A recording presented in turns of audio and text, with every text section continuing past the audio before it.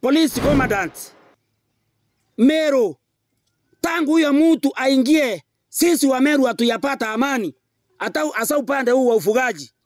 Kwa hivyo hata ripoti mfikie CS Murkomen, atuhakikishie huyo police commandant wa Meru amerekebisha ama ameondolewa pali pale. Kweli ama si kweli? Kweli ama si kweli? Hatuna imani na yeye, ni wa ukoo wa Turukana, na wakati sisi tunapoitana apeani response, atuitiki. Kwa hivyo hatuna imani na county commander wa polisi Meru kutoka aingie hapo mpaka aondolewe pali pale. Hiyo ndio ombi yangu wakati huu. Na munaona ya kwamba tukatika musimu wa kiangazi, na tukiachiliwa ng'ombe ya Meru isanyane pali pamoja haitamaliza mwezi kabla yaisha yote. Kwa hivyo tutafutiwe amani, ng'ombe iende sehemu tuweze kungoja mvua ifike. Sina mengi ya kusema.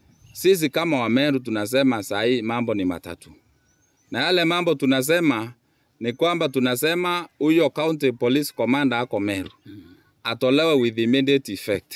Hatuwezi pigana na kabila ya Turkana alafu yule ambaye anatulinda hapa ni mtu wa Turkana.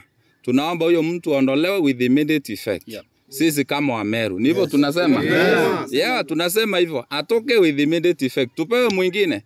Si kwamba watu wameisha wale ambao wanaweza kuwa police commander ama turudishiwe Olo ambaye alikuwa. Number 2, tunasema ya kwamba sisi tunataka operation ifanywe. Wale watu waliposikia operation inafanywa last time, walipembelezana wakasema tutaorganize tuwalete ng'ombe wenu huko Meru. So hiyo operation ndio ile sauti ambayo wanasikia pekee. So hiyo operation ifanywe ili tuweze kupata ng'ombe wetu. Sisi tuko na haki kama Wakenya wengine. Sababu hii nchi iko na sheria na tuko na haki. So tusikize operation ifanywe, tuletoe ng'ombe wetu ambao wamepotelea hapo Turkana. Ya tatu tunasema ya kwamba compensation. Serikali inafaa kufanyia watu compensation. Hakuna vile mtu anaweza uliwa kwa mali yake na akose kukompensetiwa. Nani anapaswa kupea watu security kama si serikali? Serikali inalinda watu na mali yao. So mtu akiwa kwa mali yake anauliwa, mali yake inaenda. So serikali, tunaambia serikali ya kwamba tunataka compensation. Hata kama ni sheria, hiyo sheria ifanywe ili mtu na mali yake waweze kukua compensated. Na kama kutakuwa na compensation, hata serikali itaamuka izuie mali ya watu na izuie maisha ya watu. So hatuwezi ambiwa ati watu wanapewa compensation sababu walikuwa kwa maandamano ama maneno mengine, lakini mtu ambaye ameuliwa hapa hawezi pewa compensation.